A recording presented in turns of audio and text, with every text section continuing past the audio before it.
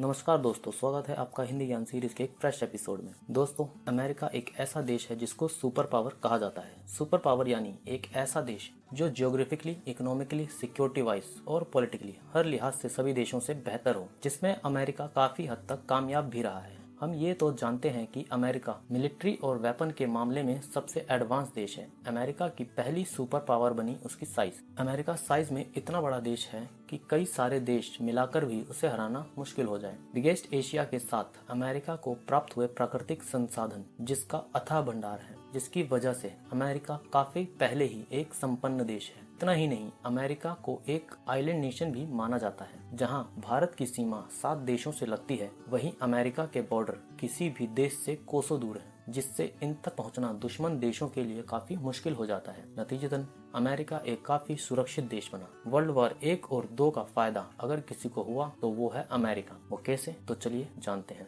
World war 1 जो 1914 से 1918 तक चला, इसके दौरान यूरोप के सभी समुद्री मार्ग युद्ध के चलते बंद हो चुके थे। इसलिए अमेरिका में उत्पाद होने वाले हर तरह के सप्लाई में काफी तेजी देखी गई, जिसमें हथियार काफी बड़ी मात्रा में अमेरिका ने यूरोप को बेचे, जिसमें कई बड़े व्यापारी और वहां के सभी पॉलिटिशियन ने बड़ा मुनाफा कमाया। जिसे देखते हुए अमेरिका ने इंपोर्ट टैक्स भी बढ़ा दिया, जिसके चलते लोगों ने अपने देश में ही बनी चीजों का इस्तेमाल करना ज्यादा शुरू कर दिया, जिसका फायदा भी उन्हें हुआ। वहीं उलट यूरोप में चल रहे युद्ध के चलते कई देश के लोगों को भारी नुकसान भी हुआ, जिसमें जर्मनी, फ्रांस जैसे देश से दिग्गज कलाकार, लेखक, डॉक्टर, इंजीनियर अमेरिका में एक बेहतर जिंदगी की तलाश में आकर सेटल हो गए और यही लोग अमेरिका के विकास में सहायक भी बने। वर्ल्ड वॉर 1 के बाद अमेरिका की आर्थिक तौर पर काफी प्रगति हो चुकी थी। वहीं अमेरिका में दूसरी तरफ काले और गोरे लोगों के बीच काफी भेदभाव था, जिसमें ब्लैक लोग को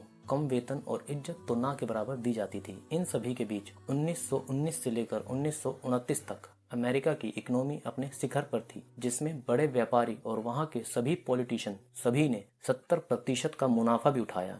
लेकिन वहीं मजदूर वर्ग और निचले तबके लोगों की आमदनी इन 10 सालों में केवल 8% ही बढ़ पाई। एक तरफ जहां अमेरिका में उत्पादन बढ़ रहा था, लेकिन खरीदारों की संख्या कम थी। अमेरिका के इकोनॉमी में केवल 2 ही वर्ग रह गए, जिस कारणवश अमेरिकन इकोनॉमी मई 1937 से जून 1938 में सीधे 32% नीचे आ गई।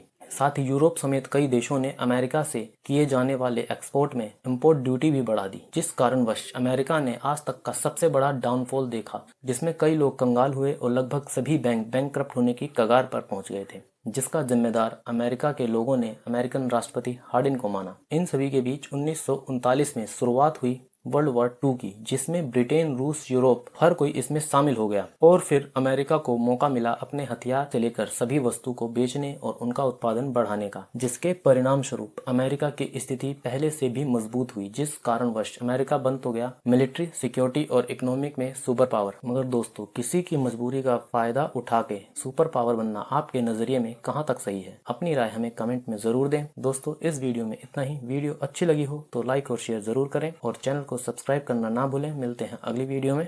नमस्कार।